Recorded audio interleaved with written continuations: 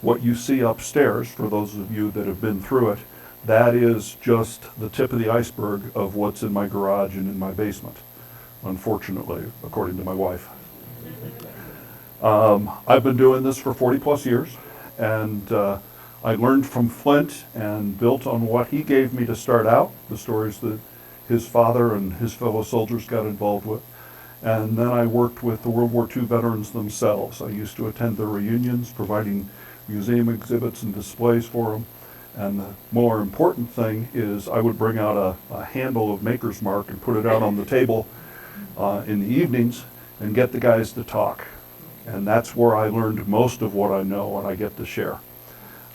I don't necessarily advocate the Maker's Mark, although it is a good preservative because we had a lot of these guys that were still around well after 100.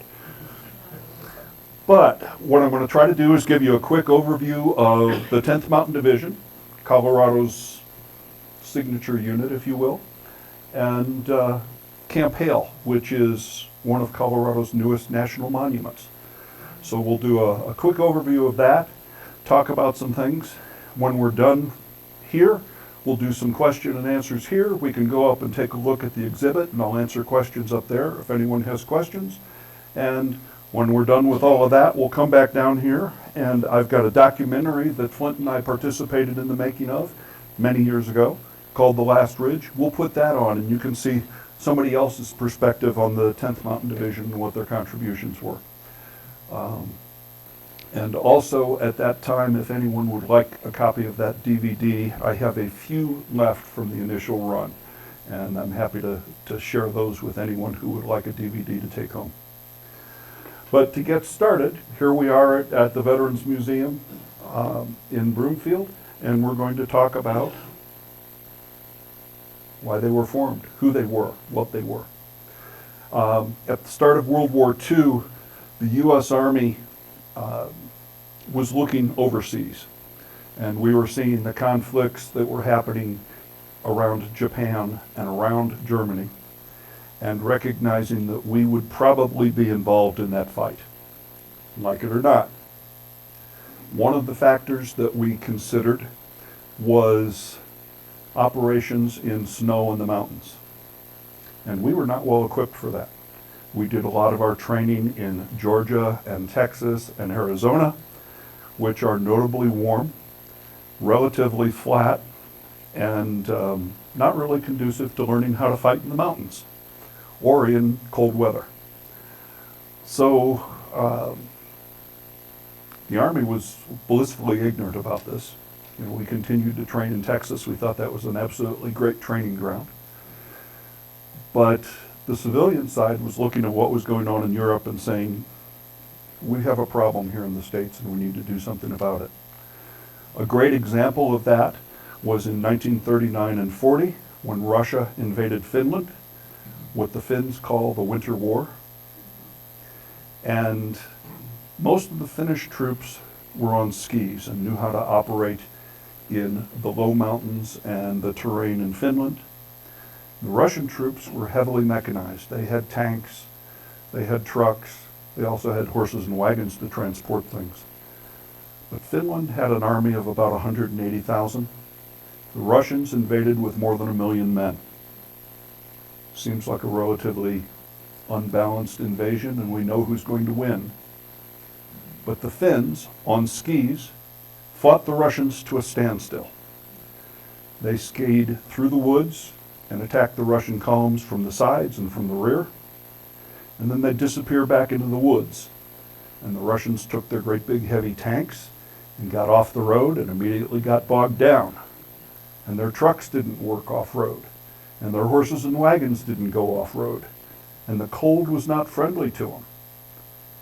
Here in the States, the gentleman that founded the National Ski Patrol, a guy named Minnie Dole, a civilian, started campaigning to the War Department saying, this is the war we're going to be in. Are we ready for it? And the answer was no. 1940, the Army said, okay, maybe we need to think about this. And a couple of the National Guard units in Wisconsin and Minnesota started doing some ski patrol training. They did some in upstate New York as well. but it was pretty ineffective. We found out that our uniforms and our equipment were not prepared to fight this war. So in 1941, the Army said, well, we're going to have to do something about this. And they sent out a group of officers to find a new training location where we could train for mountain and winter warfare. Colorado was considered, Wyoming was considered, and they picked a location and started building a camp in 1941, and found after they got the first foundation in place, the same problems affected them as they affect us today. We had an environmental concern. It was the breeding ground of the trumpeter swan, which was one of our first endangered species, and construction was halted at the camp that was being built in Yellowstone. So they switched to the alternative location, and in March of 1942 started building this camp here in Colorado, near Leadville, behind what is now Vail Mountain, Vail Ski Resort, to be the training ground for what would become the 10th Mountain Division. 1941 and 42, the end of 41, early 42, they started recruiting mountaineers, skiers, climbers to form up this new division. And those first soldiers that came in had to have 3 letters of recommendation to get into the regiment. The 87th Mountain Infantry Regiment was the first of what would become the 10th Mountain Division. And they had to have outdoor skills, 3 letters of recommendation that talked about their skills, not just you're a good guy, but something more. What are you bringing to the table? So they got outdoorsmen and mountain climbers, and there was only a small mountain climbing community here in Colorado or across the United States. So it didn't get a whole lot of folks. The skiing community here in the U.S., most of it was working skiers, telephone linemen that would ski the lines to do repairs, outdoorsmen and ranchers that would ski their fence lines to keep their cattle contained. Recreational skiers were out there as well. Places like Dartmouth and Yale had skiers. Dartmouth, the entire ski club joined en masse, including the instructors. But even with all of these volunteers and the National Ski Patrol and the American Mountaineering Club, or American Alpine Club, doing recruiting, they only ended up with about 3,000 soldiers in 1942. And the camp was still under construction. So they were training at Mount Rainier, Washington. And that's where the initial soldiers began their training. But in Europe, the German army fielded a total of 22 divisions of mountain troops. The Italians had 8, I believe it was. The Japanese didn't have any division-sized groups, but they had regimental groups of ski troops. The Russians had skiers, the British had skiers, the French had skiers, the Greeks had skiers, and we didn't. So that's where our need came from, the impetus. The tactical need, why did we need them, was probably bigger. We saw by watching what happened in World War I, when mountain troops were introduced into modern warfare, and what happened in Finland, that soldiers that knew how to operate in mountainous terrain and on skis had a tactical superiority of 10 to 1 over conventional infantry. 100 mountain soldiers could hold a pass against 1,000 conventional infantry soldiers because they knew how to operate, they knew how to take advantage of the terrain, they knew how to move. That's a tremendous numerical advantage when you're fighting in the mountains. And in World War I, we saw that this was critical. You also had to know how to survive. Here in Colorado, for example, during the training, the temperatures got as low as 50 degrees below zero, up at 10,000 feet. And they were training between 9,200 at the camp base up to about 13,000 feet in altitude. And if any of you have spent any time outdoors, you know that it's a game changer. It changes your abilities to move, your abilities to move rapidly. It changes your caloric needs as far as what you need to eat to maintain your body temperature and survive. So survivability had to be a factor. Let's see, special equipment needs. We're going to get into that a little bit later, but you probably know that your normal camping gear, if you're camping in Greeley, is a whole lot different than what's going to happen if you're camping in Vail. That stuff, because the Army didn't have it, all had to be developed from scratch. And then the physical fitness. Any soldier operating at 10,000, 12,000 feet has a different physical demand than operating at 2,000 feet, which is where a lot of our soldiers were training. So we had to rethink our training process, our equipment process, pretty much everything that we were doing when it came to the mountain soldiers. So the guys that they brought in were skiers and outdoorsmen initially. That's where our first 3,000 came from. When the recruiting programs with National Ski Patrol, the American Alpine Club, didn't bring in enough bodies, they started a campaign to recruit volunteers. And as we all know, the Army has three methods of bringing folks aboard. The guy that steps forward right up front, I'm a volunteer. The guy that, when asked, says, yeah, I'll do it. And then there's the draftee program. We got about a third of our guys that volunteered up front. Hey, this sounds like a blast, and I'm a skier, let's do it. Another third of the guys came from the recruiting efforts. They had storefront displays, there were magazine ads, all kinds of stuff making the 10th Mountain Division, the military skiers, look glamorous, so you'd want to join. So that got us up to roughly 8,000 soldiers. But a full division is roughly 15,000 soldiers. So we're not there yet. So they filled the gaps in traditional Army style. You're 18, you signed up for the draft, sorry about that, you're 18. You're going to Camp Hale. You're from Florida, you've never seen snow before, you live at 30 feet above sea level, you're going to love it up there at 10,000 feet. As you can guess, for those draftees, joining the 10th Mountain Division might have been a bit of a shock. They had great guys that were up there and training and new mountaineering skills. They had guys that were gullible enough to say, yeah, I'll do it. And then you had the guys, like my draftee over here, that just found himself there and didn't know what he was getting himself into. About a third of the guys that ended up at Camp Hale hadn't even been through basic training when they got off the train at Camp Hale for the very first time. Many of you remember when train travel was the thing to do, and you dressed up for train travel and you got your best suit on, and he might have spent 4 days coming from Sarasota, Florida to Camp Hale, Colorado, traveling on an Army train pass that provided him with basic meals, but that was about it. And he's got his best suit, and he was told to bring one small suitcase of personal items. And he gets off the train at Camp Hale. Temperature's now 22 degrees below zero. The winter of 1943-44, there was an average of 8 foot of snow on the ground. Yes, it had been plowed and shoveled, but 8 foot of snow makes a nice 12-foot drift on either side of the road. You get off the train, and it's cold, and you're wearing your Florida best suit. It's a nice linen suit, and you brought your jacket, which is just a windbreaker.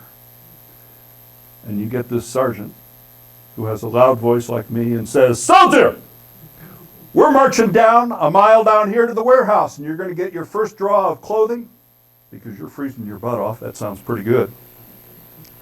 And you get roughly 50 pounds of gear. You go into the warehouse, and what's your shoe size? Here's 2 pairs of boots. What's your pant size? Here's your wool trousers. What's your shirt size? Get a couple of wool shirts. Oh, there's a sweater that goes with it. Oh, you need some wool underwear that goes with it. Wool's itchy. Here's some cotton underwear that go underneath the wool underwear. And so on. You got your 50 pounds of gear. They gave you a backpack, thank goodness, to stuff things in. You stuff as much as you can in the backpack, and you put on the heavy woolen overcoat that they gave you. And the sergeant says, we're going to march 3 miles down the road to where your barracks is. Of course the barracks isn't next to the warehouse. And of course it's not next to the train station. That would be way too easy. So you march down the road, 12 foot of snow on either side of the road. You can't see what the barracks look like. You see the roof some, that's about it. You finally get down to where you're going, and the sergeant tells you to go in, pick a bunk, spread your stuff out, and then form up outside in 15 minutes. So everyone's got their coat on. You're feeling pretty good. Now I got this coat on. You found a pair of gloves in the stuff they gave you. You pull those on. You got your army hat on. Sergeant marches you 3 miles back down the road to the warehouse again. You're going to make this trip 3 times before you have all your gear. In 1942, a soldier at the 10th Mountain Division got somewhere between 140 and 180 pounds of gear. Thankfully, you didn't have to carry all that around at once. That's why it took 3 trips from the warehouse.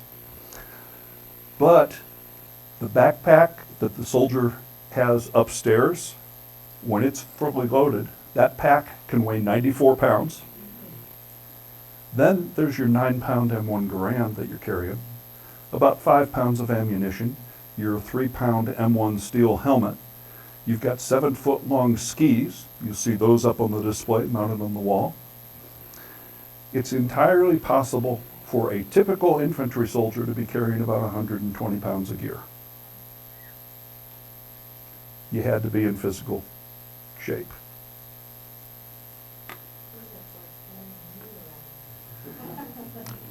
Let's make it worse. Stand up, sir. How tall are you? 5'6". Okay. How much do you weigh? 240 pounds. Okay. You are a monster in 10th Mountain or World War II terms. Our average soldier stood 5'8", a couple inches taller than you. But he only weighed 130 pounds. 130 pounds, not 230. With that, carrying 130 pounds in your backpack, you're skiing with your twin brother or sister strapped to your back. How fit are you? And then we look at what the camp is. They came out here to Colorado to find a location that had everything the Army wanted in one spot. Some of the requirements were you had to have wide open space. Okay, we got a lot of that. I think it was 185 square miles were within the camp confines. The camp was at 9,200 feet at its lowest point. Highest point is right at 13,000 feet. So the base of Mount Holy Cross, if those of you who are familiar with our 14ers, that's where the camp boundary goes to. It had to have rail access, and there was a great rail line that runs right through the camp. It had to have road access, and US Highway 24 runs through the camp. All right, so we got rail, we got road, we got mountains. Yeah, that's good. Snow. Well, up in that area, you can have snow on the ground for up to 8 to 9 months out of the year.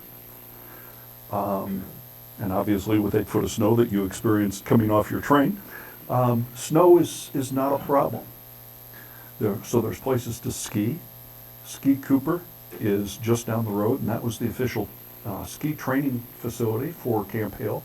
It was within the military boundaries. What is now Copper Mountain was inside the military boundaries of Camp Hale. Camp Hale went right to the edge of Frisco, and from there, halfway to Vail. It was massive. And then up Highway 91, almost to Leadville. It was a massive camp. Huge place. So we got snow, we got rocks, man, we got all the requirements. They even wanted to have a town nearby, and they had Leadville in the area. Leadville turned out to be a problem. Leadville in 1941 had the highest population of prostitutes per capita and the largest number of bars per capita of any incorporated city in the United States. Heck of a recommendation for an Army camp. So Leadville was declared off limits for probably its first 6 months when the camp opened up, until Leadville agreed to clean up their reputation a little bit before the soldiers were allowed to visit. But it at least was there, and it was possible to go visit Leadville if you got a special pass, or better yet, take the train down to Denver if you got a weekend pass. So it had all the requirements for training an Army camp. And this is some of what it looked like. This is an overview of the camp itself. This is the main body of the camp, where there were more than 1,000 buildings built, barracks for about 18,000 soldiers.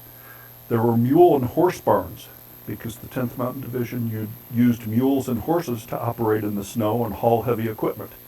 4,000 of them. There were also dog pens, because we had 200 sled dogs. They also found out that the sled dogs really don't like the altitude, and they don't like 8 foot of snow, and didn't really work out so well, but they tried them. But this gives you an idea of what an overview of the camp might have looked like. Here's another shot of it from the other end. The Eagle River was straightened out, so that's that straight line you see through the middle of the camp. It had been a beaver meadow, so it meandered from side to side, and it was all cleaned up. This valley is approximately 1 mile wide and 3.5 miles long. So it was a nice big spot to build the camp itself. But the rest of the camp, like I said, went all the way down to Frisco, halfway over to Vail, close to the town of Leadville, and if you know where the town of Minturn is, or Red Cliff, Red Cliff was right on the boundaries of Camp Hale on the north side. The rock climbing that you see in that far picture gives you an idea of what the terrain is like. While it's flat in the center of camp, on either side there are rock faces so that you could learn how to rock climb. And everybody had to know how to rock climb. All 14,500 guys, which I believe was the maximum number we ever achieved at the 10th Mountain Division, everybody had to know. Everybody had to either ski or snowshoe. If you were an infantryman, you were on skis. Our quartermasters, heavy weapons, the artillery guys, it was a mix of skis and snowshoes. The snowshoes do a great job of spreading out a heavy load that they would strap to your back. The 10th Mountain Division, with those 90-pound packs, had to transport everything else, either on a mule or a horse, or when a mule and a horse won't go any further, they strap it to the only animal that will keep going. That's a U.S. Army soldier. Everything is man-transportable, except your artillery. All your signal corps gear, radios, telephones, all of that stuff. Supplies and equipment. And I don't think I have it in the next picture. No, I don't. But they even had rigs to lift the horses and mules to the top of a cliff, so you could get past an obstacle if you were on the trail. The engineers would rig up a hoist arrangement, lift the mule to the top, reload them, and continue on their way. Pretty amazing in its day and age. Amazingly enough, when we got into Afghanistan 20 years ago, fighting battles in the mountains at these kinds of altitudes, 10,000, 15,000 feet, the U.S. Army called us and said, "We're having to reinvent the wheel. Do you guys still have the pack manuals for how to pack a mule?" And our Special Forces teams went back to using pack animals. And pack mules are back in the Army inventory because they are effective at transporting gear in harsh terrain. A mule will basically walk in the same path as a man. Won't climb a cliff, but there's ways past that. So we had pack mules back in Afghanistan in the last 20 years. Shows you how sometimes what is old is new again. This talks about some of the contributions the 10th Mountain made. Camp Hale became the training center for mountain and winter warfare for the entire Army. This was where the U.S. Air Force, or Army Air Corps as it was in the day, did some survival training tests, what their training should be like for a pilot that might be downed in the mountains or in cold weather. This is where they did equipment tests and uniform tests and things like that. The Marines, thankfully, were occupied in a little lower terrain and they didn't worry about it. But in the 1960s and 70s and 80s, the U.S. Marine Corps was still using 10th Mountain gear in their mountain training center in California.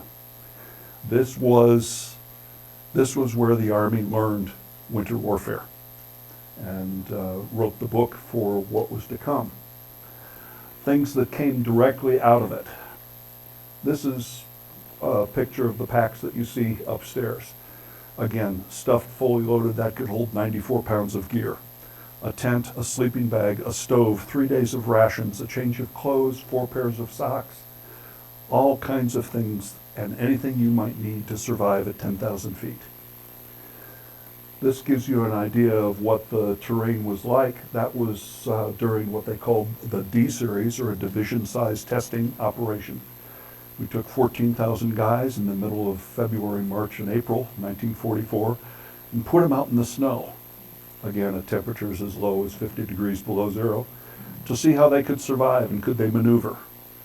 We have documentation of guys skiing into Frisco, which is about 25 miles from the camp, to buy beer for a weekend beer bust. But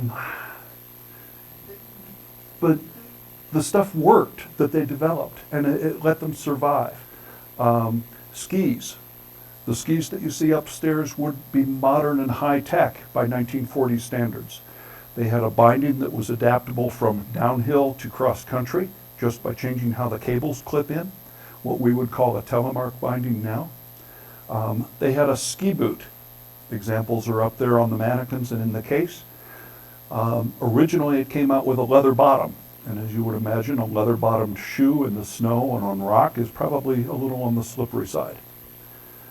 They stole an Italian design for a rubber bottomed boot, and that rubber bottomed boot made all the difference in the world for these soldiers. It insulated their foot from the cold.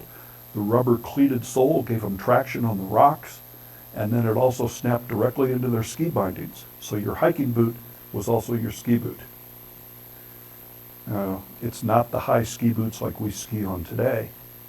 So it required a different style of skiing than we use now.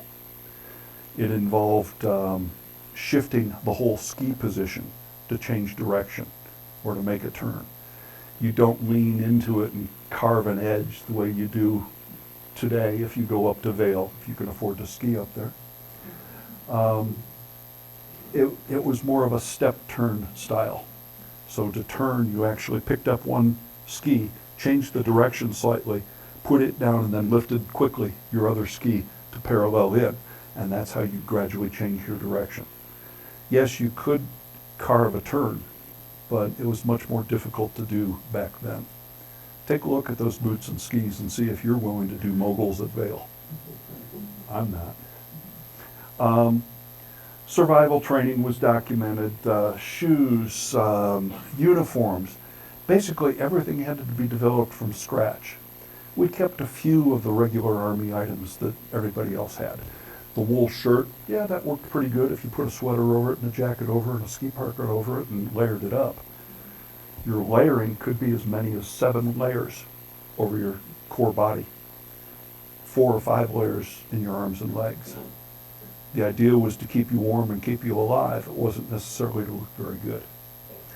Emergency medicine was perfected up there. How to evacuate soldiers, things that we now take for granted when the ski patrol rolls up with their leg brace to splint your broken leg and they put you on the toboggan and take you down the hill. A lot of those techniques were developed both with the National Ski Patrol, who did evacuations, and the 10th Mountain Division soldiers. We found ski patrols here in Colorado using 10th Mountain gear in the 50s and 60s and 70s because it was the best available gear. So skis, snowshoes, even obscure items. We talk about the climbers. I don't know if any of you are mountain climbers out here. Anyone climb?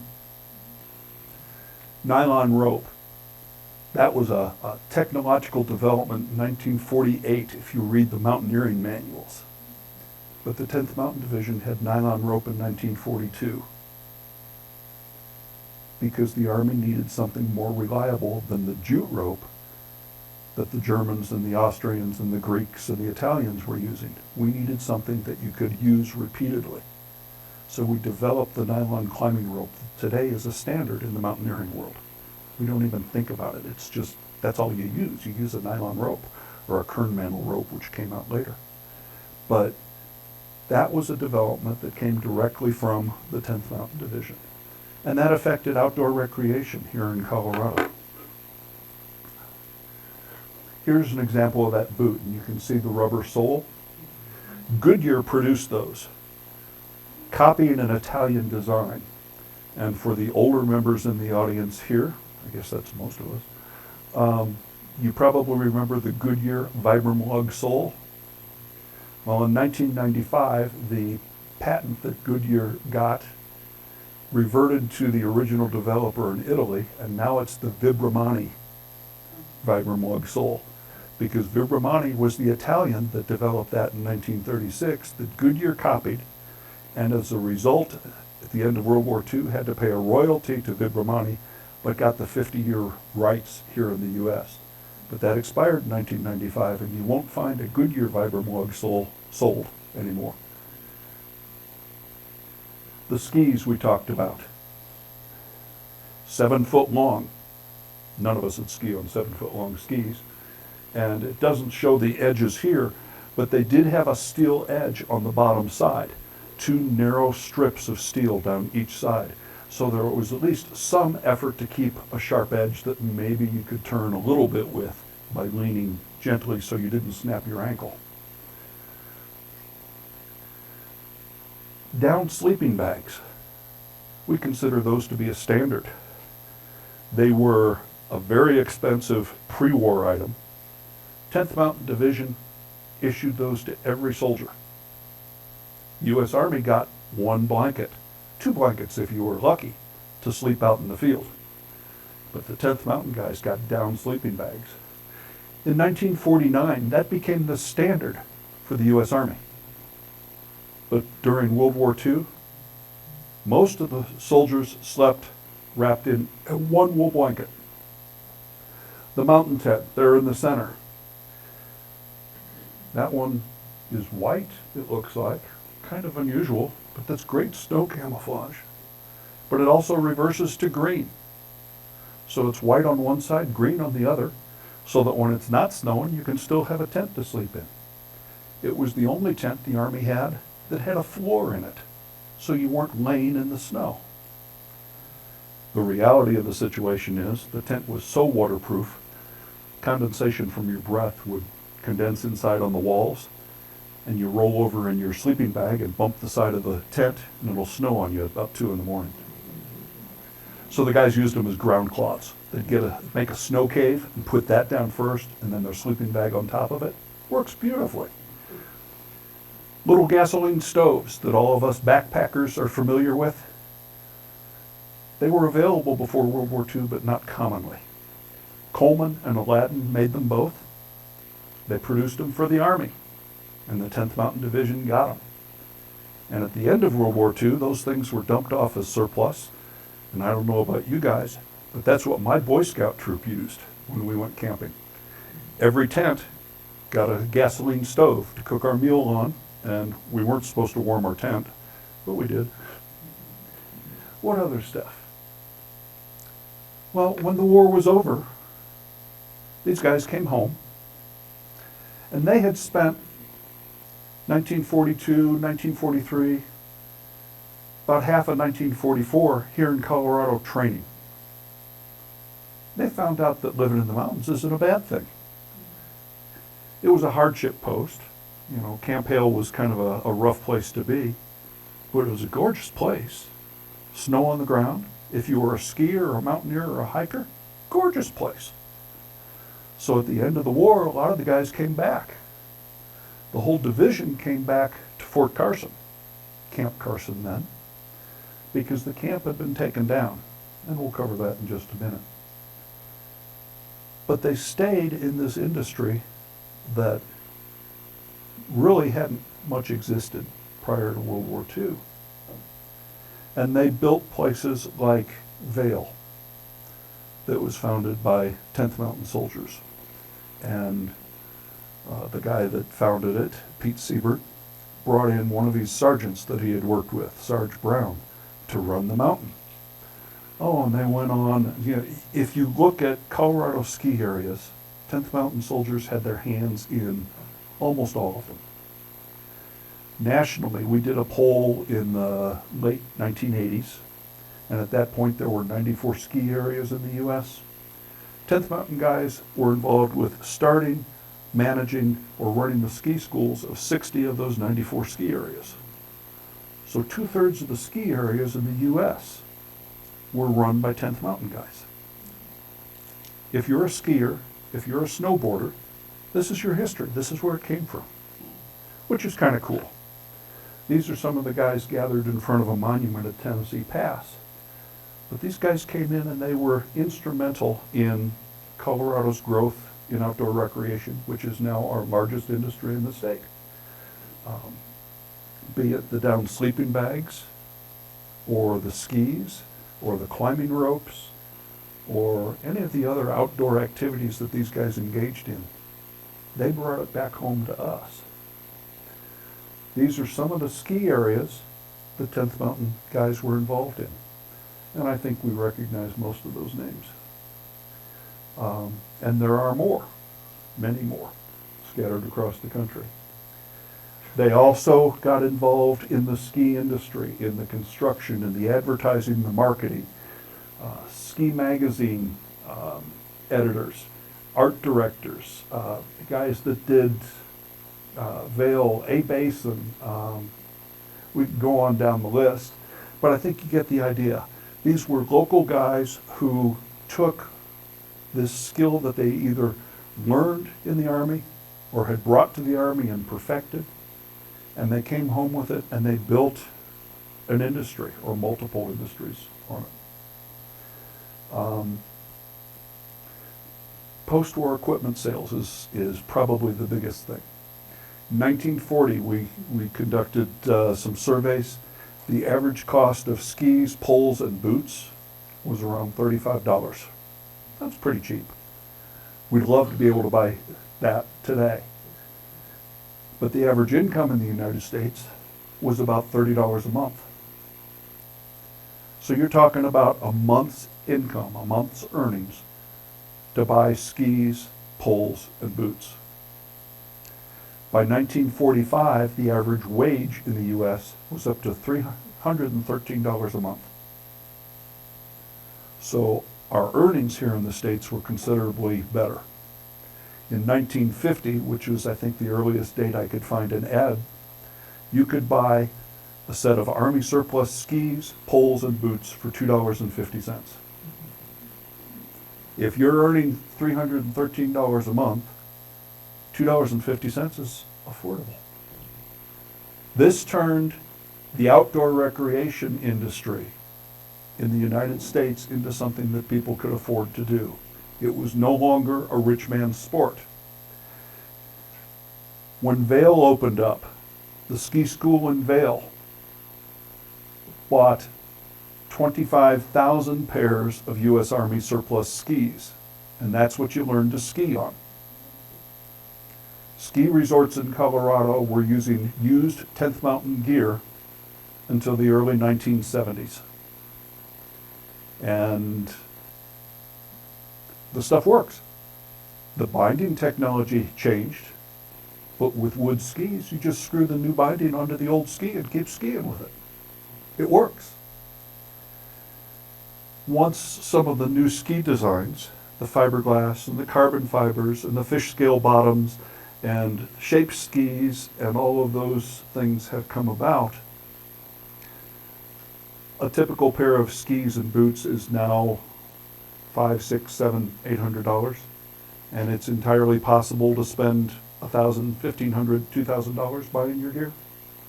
And of course, you've got to get the ski pants and the jacket and all the other paraphernalia that goes with it.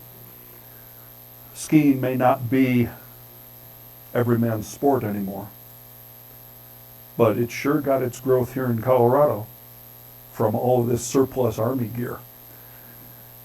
The 10th Mountain Division only had about 14,500 soldiers at any given point. In the course of 1941 through 1945, we trained 33,000 guys.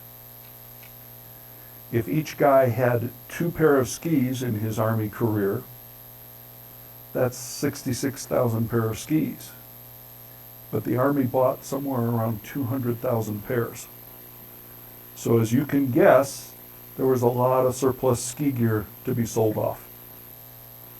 That explains the growth of that industry and the prices. Also, the gear manufacturers. Jerry Outdoor Gear. Jerry Cunningham was a 10th Mountain soldier that in 1946 went back to his home in Boulder, Colorado, and said, I hated my 10th Mountain backpack. I can make this better if I make the frame a little wider and change where the straps are, and made it out of new material. But Jerry Gear was started here in Colorado by a 10th Mountain guy, and it's now considered one of the premium gear makers in the world. Nike. I don't know why we'd have the Nike logo up there, except there was a guy named Bill Bowerman who made the first Nike shoes, and he swears that he got the idea off of his wife's waffle iron. But if you look at those first shoes and his 10th Mountain boots, because he was a 10th Mountain skier, the bottoms of them look real similar. So I don't know where he would have gotten that idea. Head Skis had 10th Mountain ties. National Outdoor Leadership School was founded and run by 10th Mountain guys. These guys have had their hands in all aspects of outdoor gear development, skiing, climbing, outdoor recreation in more ways than we can think. And then there's Camp Hale. For those of you that didn't know, Camp Hale was declared a national monument about a year ago. We've been campaigning trying to preserve this camp. I've been involved with it for 40 years, since Flint got me suckered in. It's all his fault. But the 10th Mountain Foundation, the 10th Mountain Veterans Association, the 10th Mountain Descendants, the 10th Mountain Huts, because there's a hut system up there too that's pretty cool, have all been campaigning to try to preserve the Camp Hale Valley and the surrounding areas. Our veterans, our World War II guys that loved the outdoors, said, we want other people to use this place to learn to enjoy the outside. They said in an ideal world, it'd be protected, maybe a national park or something like that, but let's keep it like this so people can use it. The buildings are all gone, but the place is still there. And last year, it finally happened. On a very, very short notice, President Biden announced that he was going to name the newest national monument in Colorado. And in October of 2022, he flew out here and visited Camp Hale and signed the paperwork. And now the Camp Hale monument area is preserved and protected from commercial development. But it is still available for people to learn to rock climb, mountain climb out there, cross-country ski, to snowmobile. If you're into the four-wheel drive vehicles, there's some great Jeep trails out there. It is not a National Park Service site. It's operated by the U.S. Forest Service, which is a little more open and forgiving. But if you want to go camping at Camp Hale and find out what it's like to camp at 10,000 feet, there's a U.S. Forest Service campground there. There's actually 2 of them. It's a great spot that's a relatively unknown treasure. And You may like Biden or not, but for those of us in the 10th Mountain family, he did us one heck of a favor. That's something that I can put a check mark next to on my list of things to do. I don't have to worry about protecting Camp Hale any longer. It's now a national monument. This is what you would see up there, or some of what you would see. These concrete bunkers are actually out on the rifle range. And the Colorado Trail goes right through the rifle range. So no, there's nobody shooting out there today. But those bunkers were the ammunition bunkers during World War II.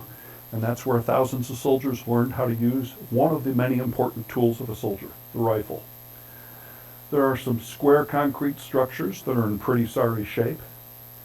That structure was a pay vault, because in 1942 our soldiers got paid in cash once a month. Anyone know how much a soldier's pay was for a private or a private first class? $28 a month, but you got it in cash. The climbing wall. This is one of about a dozen major climbing areas throughout the camp. Gives you about a 300-foot vertical climb. It's still available for use for recreational climbers. There is a climbing school that is out there on a regular basis. There is an outdoor guide company called Nova Guides that will take you over there and teach you climbing. They also rent snowmobiles in the wintertime and four-wheeler ATVs in the summertime, so you can cruise around the area. There are some interpretive signs out there, not many.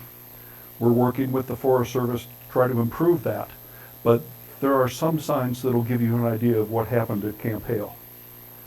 No, we don't have any more mules out there, but this was one of the mules, one of these two, I guess it's the one in brown, one of those 4,000 horses and mules that operated up at Camp Hale. If you have not gone to Camp Hale, I would urge you either this winter, if you're a cross-country skier or snowmobiler, or in the summer, just take a drive up there. It's roughly 2 hours from where we're sitting.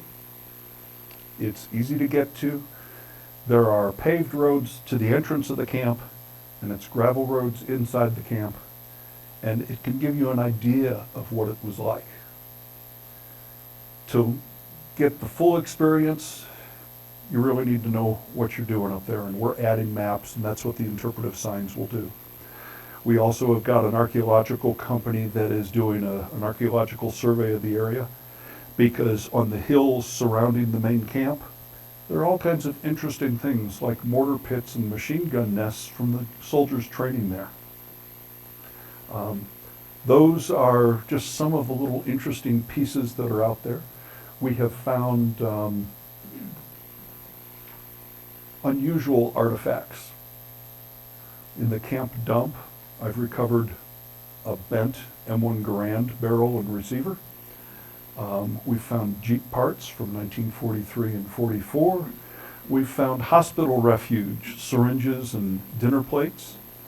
The camp dump is now closed off as an archaeological preservation site, but some of the pieces that came out of there give little glimpses into what the camp life was like.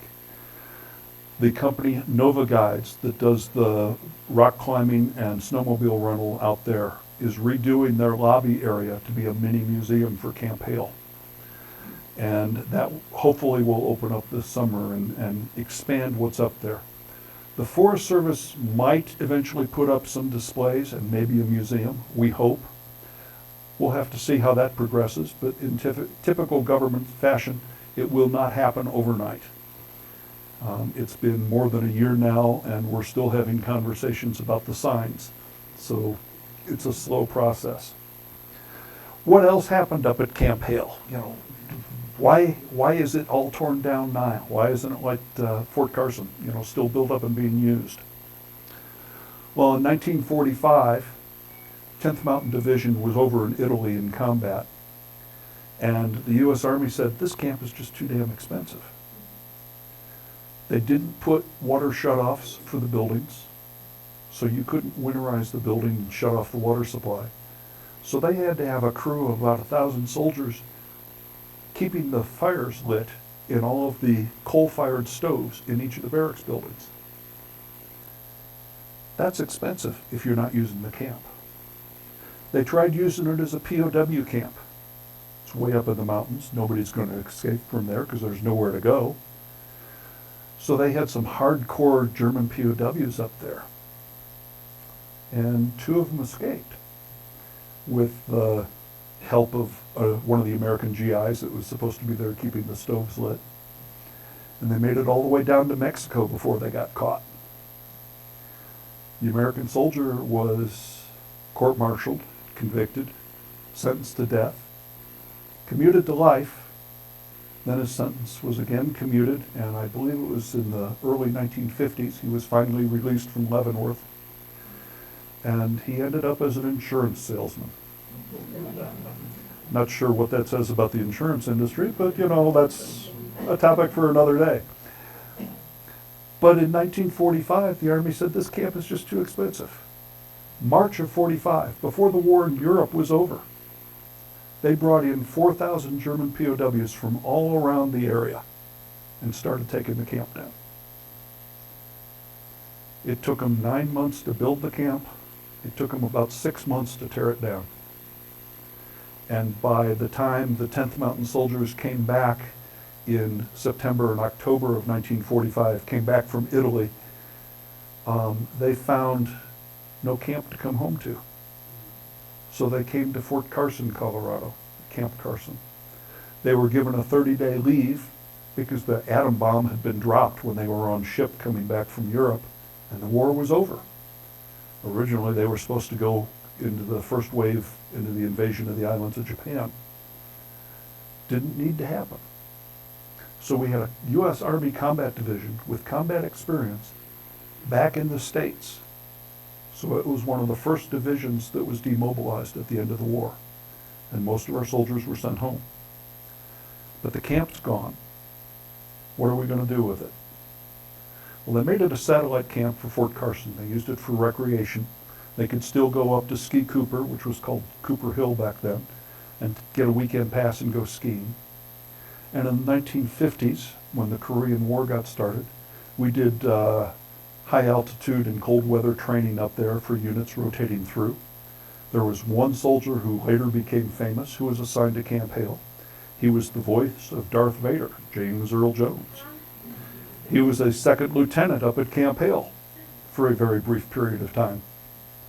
He's probably our most famous post-war Camp Hale guy. And then in 1958, the Army is looking at this camp, and it's kind of this dead camp that we're really not using very much. And the CIA said, we'd really like to borrow that for a little while. So the CIA took over Camp Hale from 1958 to 1963. And in that time period, China had invaded a neighboring country called Tibet, and we were teaching Tibetan guerrillas how to fight the Chinese Communist Army, and then sending them back to Tibet to do that. Well, they didn't stay in any of the barracks areas because those were all torn down. So they were staying in tents back in one of the side canyons. And you can still find some remnants of their activities up there because they would bring in U.S. Army trucks and some civilian cars and teach these Tibetan guerrillas how to ambush Chinese communist convoys. And there are several blown up trucks and shot up cars back in the woods if you know where to look. 1963, we stopped that process, and in 1965, the Army said, this thing is, it's a bone anchor, we don't need it. And they turned it back over to the Forest Service. So the U.S. Forest Service has had it since 1965, and just this last year, it finally became a national monument. Trying to think if there's any other fun stories. Sven? Oh, yeah. Another tie to Colorado and Camp Hale. For a 3-year period of time, the U.S. Army conducted an experiment. And that experiment was tying active Army divisions to National Guard units, similar to what was being done in the 1950s and 60s. But it paired up National Guard units to bring skills that the Army didn't have and the Army skills to the National Guard units. Well, 10th Mountain Division was paired up with the Colorado National Guard. And Colorado Guard 157 is a mountain infantry unit that brought the mountaineering skills back to the U.S. Army's 10th Mountain Division. So 2016 was the introduction, and it lasted through 2020. When the Army decided it was a failure, they were doing this in about 6 different divisions across the country. For some reason, they only had 1 successful division with it. The other 5 were failures in communication, in training skills, and those kinds of things. But it was Colorado's 157th Guard Unit and the 10th Mountain Division that were the Army's singular success. We continue that today. Every February, we bring soldiers from Fort Drum, New York, with the 10th Mountain Division, out to Camp Hale, Colorado, to train with Colorado National Guard mountain soldiers. And they're going to be out next month, staying at Camp Hale, skiing at Ski Cooper, skiing at Vail, skiing at Copper Mountain. And it's our continued opportunity to cross-train National Guard mountaineering soldiers with the modern 10th Mountain Division, which is what they consider a light infantry division. 10th Mountain Division was folded up. Its colors were folded in 1945. No longer existed. For a brief period of time in the 1950s, there was a 10th Infantry Division based at Fort Riley, Kansas, but it wasn't mountain troops. In 1985, the Army was looking for a light infantry unit to be a rapid deployment force to go in and block the Russians coming through Germany. And Bob Dole, Senator Dole, was on the Senate Armed Services Committee, and he said, "I'd like to see my old unit come back, the 10th Mountain Division." So in 1985, 10th Mountain was stood back up. And they're at Fort Drum, New York today. And since 1985, it's the most deployed unit in the U.S. Army. Most deployed division, I should say. Our Special Forces teams are out a whole lot more than 10th Mountain is. But they've had soldiers continuously deployed from 10th Mountain since forever, since 1985. If you remember when we went into Grenada, we had 10th Mountain soldiers there. Denise? Oh, yeah. If you saw Black Hawk Down, the movie, you had the Special Forces teams. And the Rangers came in to rescue them. And then somebody had to come in and rescue the Rangers after the helicopters were shot down, and it was the ground troops. That was 10th Mountain Division. So we were in Somalia. We have been in Haiti. We've had soldiers in Antarctica. We have had soldiers stationed in Russia when our relationship there was a little more positive. 10th Mountain soldiers have been in every conflict that the U.S. Army has been involved with since 1985. We just had 2,800 soldiers come back from Romania, Finland, and where was? Yeah, Poland. So we have had soldiers very recently overseas. If I recall correctly, we currently do not have anyone deployed from Fort Drum, New York, and that's a first in 27 years, I believe. Yeah, it's very interesting to go on post. Typically, there's whole barracks and blocks that are empty, and you see for rent signs in town, and then everyone comes back, and town's full, and somebody else goes away. It's been very interesting to work with these soldiers. Yes, sir. 10th Foundation is one of the groups that I work with. I'm their historian, and it's the financial arm of our World War II veterans initially. So they provided, it was founded to put up the monument at Tennessee Pass. Once the monument was up, they had a little money left over. They said, well, how about if we provide some scholarships for our kids so they go to school? So they provided scholarship assistance. Then they've provided museum assistance. This museum is the recipient of a 10th Mountain Foundation grant. History Colorado is a recipient of 10th Mountain Foundation funds. Denver Public Library maintains our archives, our two-dimensional archives. We do educational scholarships for children, grandchildren, great-grandchildren of those original World War II soldiers, and now for the modern 10th Mountain Division as well. It is one of the family of 10th Mountain organizations that exist. There's 10th Mountain Huts that operates 28 mountain huts in the area where you can go from hut to hut on skis or a mountain bike or however you want to. That's part of our family, helped by the 10th Mountain Foundation. 10th Mountain Descendants. Originally that was the kids of the 10th Mountain Division, soldiers. Now the grandkids, the great-grandkids, and it's now open up to the modern 10th Mountain families as well. So it's an inclusive organization. The 10th Mountain Association is the veterans fraternal side. When the guys get together for a reunion, it's the association that puts that on. So you've got the association as the fraternal side, the foundation is the financial side, the descendants is the family side, the huts is the recreational side. 10th Mountain Living History, which is the side that I come in from, does portable exhibits. If you've been here at the museum on Veterans Day, you may have seen reenactors out front in uniform. That's 10th Mountain Living History. It's a side of, a beneficiary of 10th Mountain Foundation funding. So the funding arm, the money comes through the foundation, and then everybody outside there is a recipient of those benefits. And we try to do good works to preserve the history of the 10th Mountain Division, to support our soldiers and their families. We have programs to train soldiers who are getting out of service and looking for a career, especially in the outdoor recreation industry. We've got programs for that. There are things that the foundation funds. They don't do it themselves directly. They try to work through partner agencies. So does that answer your question?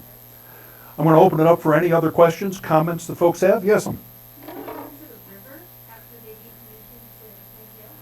They left it in the modified channel. So they took this snaked curve and straightened it out. And to do that, they had to fill the valley floor an average of 8 foot, which was 5 million cubic yards of fill, rock, and dirt. So, yeah, Corps of Engineers guys had a lot of fun with that. But it was designed by the Army Corps of Engineers, but executed by private contractors, a company called Pando Constructors. When they got done, the Army said, well, we're not tearing this up, we're not taking out 5 million cubic yards of fill. So the river course remains where it is now.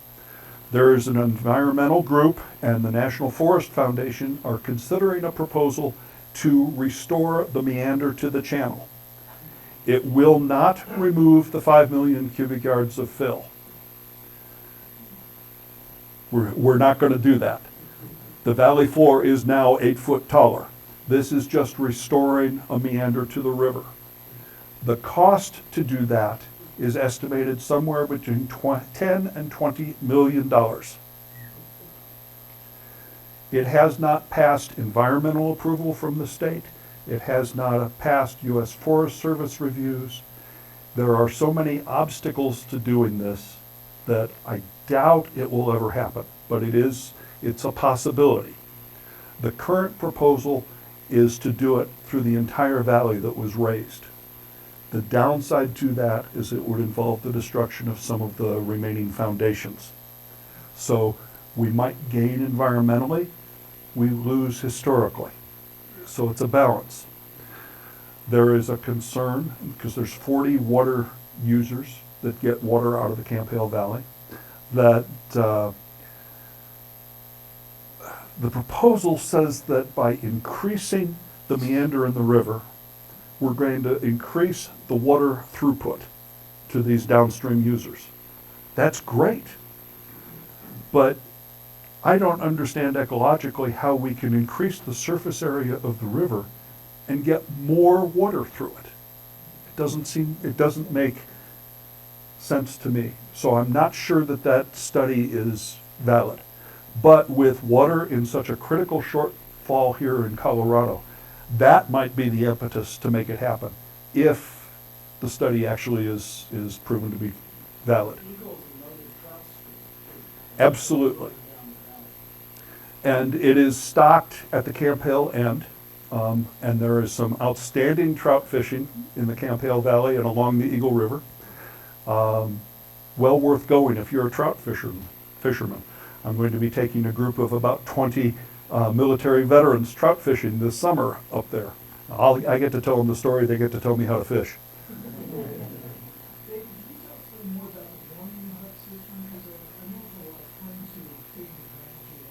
The 10th Mountain Huts? Yeah, 10th Mountain Huts, and they say that's wonderful, but I'm not sure if there is something up for that. There is a website and an organization, 10thmountainhuts.org is the place to go. They maintain a system of, I believe it's 28 huts around the Colorado Trail. They are on a reservation, first come, first served basis, and if you don't reserve them about a year in advance, you don't get in. The huts are, I think huts is probably a way too primitive of a term. Some of these buildings will sleep 20 to 30 people. Fireplaces, heated, gorgeous facilities. They are available summer and winter, so you can ski to them, you can mountain bike to them, you can hike to them. But you want to plan a trip to use the huts. Not all of them are 10th Mountain huts. I believe only 14 of the 28 or 29 huts are 10th Mountain, but they manage huts for other related groups. Most of them are along the Colorado Trail or within walking distance of the trail itself. They are primitive. No, they don't have electricity. You're not going to charge your cell phone. You're not going to watch television. They have these archaic things called books that you can read, including some books about the 10th Mountain Division. Imagine that. They were started by our World War II veterans after the war, and it started out as one hut in the Camp Hale boundary area. They rented the space from the Forest Service and put in a hut, and it just got out of control, like many of the things these 10th Mountain guys did. And it's a phenomenal way to see backcountry Colorado. Denise.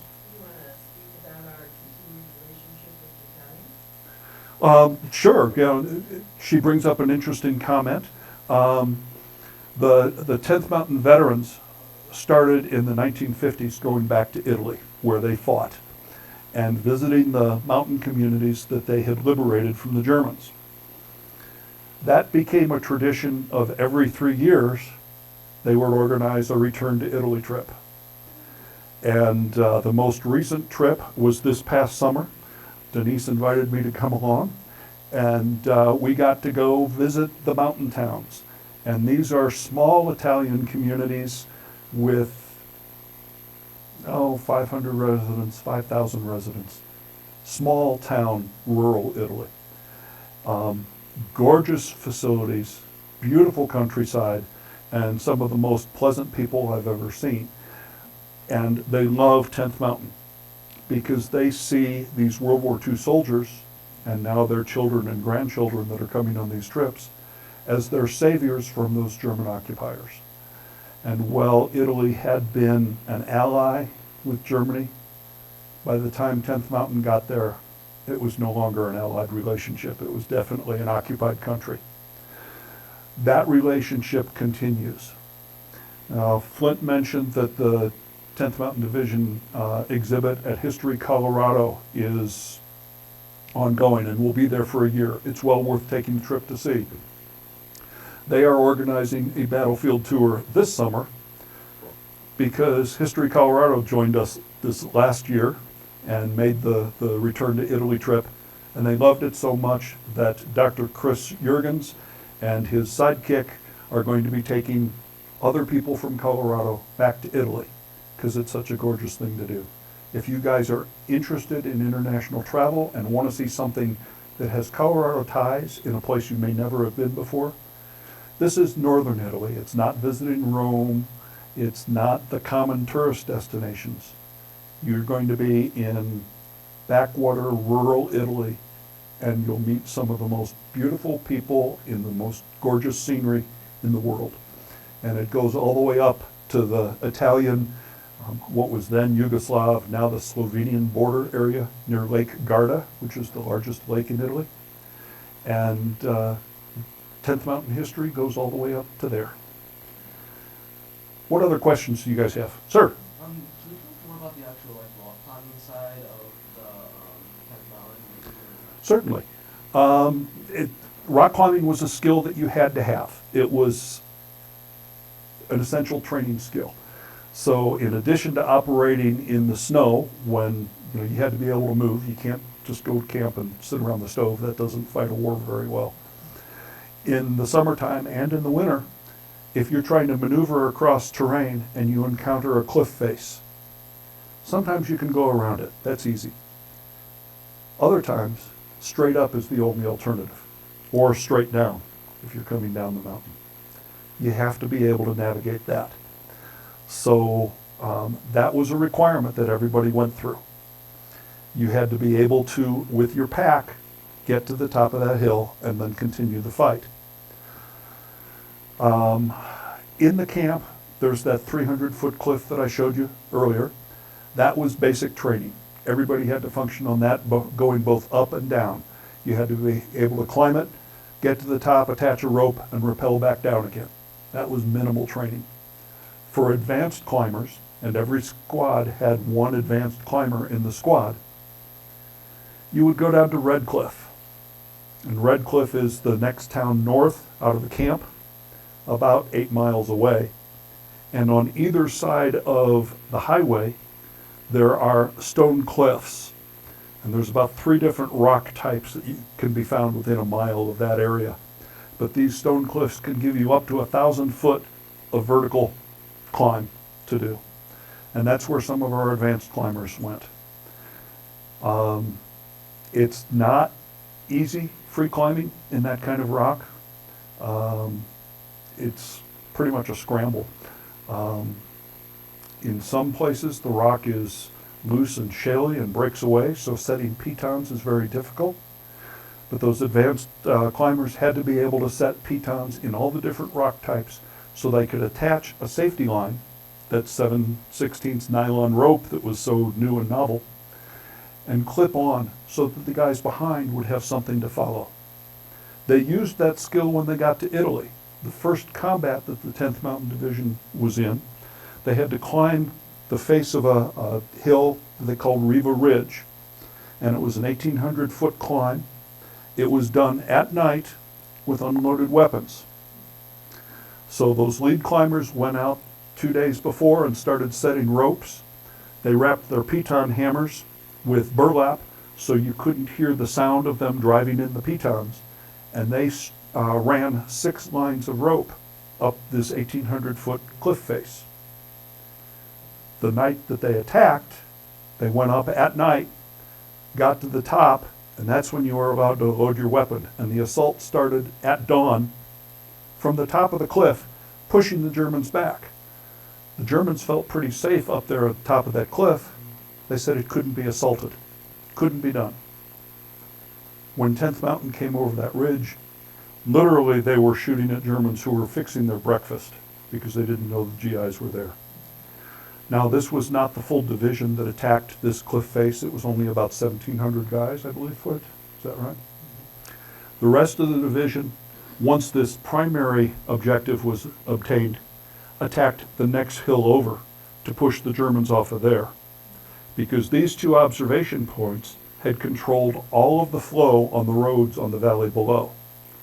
The GIs couldn't come through, and it had stalled the Allied advance for about 6 months in this area, until 10th Mountain came in and knocked them off that cliff face. That's why it was important to us. It gives you a little bit of an idea of what it was like. When you see the equipment, you realize it's far cruder than anything we'd use today. Sir?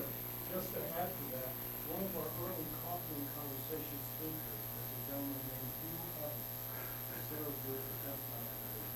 And in the battle of the assault in Mount Gordon West, which was just right by Riva Ridge, during the Silver Star. If you'd like to hear this talk, you can go to our website, go to the Coffee Conversation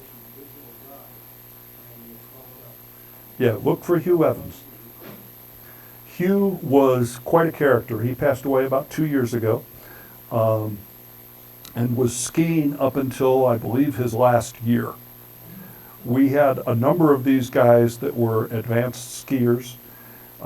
We did what we called the last reunion out here in 2008. It was the last time the reunion was organized by the World War II vets. And one of the gentlemen at that point was 95 years old, and he had just stopped skiing competitively on the international circuit. He was skiing in the seniors class, and the organizers of the International Ski Federation said, "Would you please stop skiing and let some of the young guys win?" It kind of shows you their attitude. Yes, he was. We have probably half a dozen or more members in the Colorado Ski Hall of Fame. That list is available up at the Colorado Ski Museum in Vail. We've got a video called The Last Ridge. We're going to show it down here probably around 12 or 12:30, something like that. This is a documentary video. It talks about both the modern 10th Mountain Division and the historical 10th Mountain Division. If anyone does not want to stay and see that, but would like to see the film, we will have a copy of it available in our library, and I have a few copies up here that I can give out. For a small donation? Yeah, we could probably arrange that. I also have got, 10th Mountain Division has a couple of other peculiarities that are modern. A couple of modern U.S. Army soldiers formed a distillery here in Colorado a few years ago. And one of them, his grandfather was in the 10th. Well, what are we going to call it? We're in a mountain community, let's call it the 10th Mountain Distillery. So 10th Mountain is one of the few military units that has its own distillery. If you would like a 10th Mountain whiskey patch, I've got those up here. Those are free to anybody who wants one. If you would like a video, place a small donation up here and we'll make sure that that goes to the museum. Otherwise, we can go upstairs and talk about the exhibit if you'd like to see it. Yes, Denise. Just one more comment for the young man that asked you about climbing. I assume you probably listen to podcasts, but there's a gentleman by the name of Christian Beckwith who has a podcast called 90-Pound Rucksack, and he focuses on the climbing aspect of the 10th Mountain Division and the dawn of climbing in general. But he's up to about the 8th episode or something. So if you go on to pick an app, pick up, or go on to his website, Christian Beckwith, then you'll see his 90-Pound Rucksack podcast, so you can learn more about climbing with the 10th. If you're curious about the 10th Mountain Division, there are several people here that can answer questions. There's a gentleman all the way at the back of the room, actually out in the hall. Sven Hillring is a historian. He works with me in the Living History group. Sir? Wasn't there, during the training in the Second World War, didn't we call in some skiers from Switzerland? We actually recruited them into the Army. Oh. We had Norwegians and Swiss and Germans and Austrians. Two very famous brothers were in the division. If you ever saw the music or the musical Sound of Music with the Von Trapps, we had two Von Trapps in the division. And we still, our descendants organization still has a relationship with the Von Trapp family where they recognize that Rupert and Werner Von Trapp were, one was a medic and the other one was an infantry sergeant. So. But wasn't there, wasn't there, what's his name, Friedel Pfeiffer? Oh. Were the Swiss that came over and then discovered Aspen? Yeah, he helped build up Aspen after the war. Aspen had existed, but Friedel was involved in that, along with a couple of his other 10th Mountain buddies. Johnny Litchfield, who was a ski jumper for the 1936 Olympics. If you look at winter sports and winter Olympians, before World War II and after, 10th Mountain had their hands in a lot of that. the biathlon competition through the 1970s. The training camp was run by 10th Mountain guys. And it's what they did. They skied and shot rifles. Lots of fun stories. Sir? Just a question. My dad, John Mountain, was a 26 or 27-year-old from Tulsa, Oklahoma, who had never been on skis, and somehow, all he told us was he gave the mule and I'm wondering how, I thought it was founded by guys from Dartmouth or something that were all skiers. How did they get a guy from Tulsa into it? Remember at the start of the talk, I talked about a third of the guys were those three-letter men, the guys from Dartmouth, the guys from Yale.